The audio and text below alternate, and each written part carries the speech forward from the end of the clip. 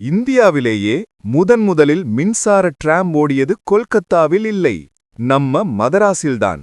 அதுவும் 130 ஆண்டுகளுக்கு முன்பே. 1895 மே 7ஆம் தேதி தென்னிந்தியாவின் பெருமைமிகு மதராஸ் நகரில்தான் இந்தியாவின் முதல் மின்சார டிராம் சேவை தொடங்கப்பட்டது. பாரிமுனையிலிருந்து மயிலாப்பூர் வரை நகரின் முக்கிய வீதிகளில் இந்த தண்டவாளங்கள் பதிக்கப்பட்டன. கொல்கத்தாவில் அப்போது குதிரைகள் மூலம்தான் டிராம்கள் இழுக்கப்பட்டன. ஆனால் மின்சார தொழில்நுட்பத்தை முதலில் பயன்படுத்தியது நம்ம மதராஸ்தான்.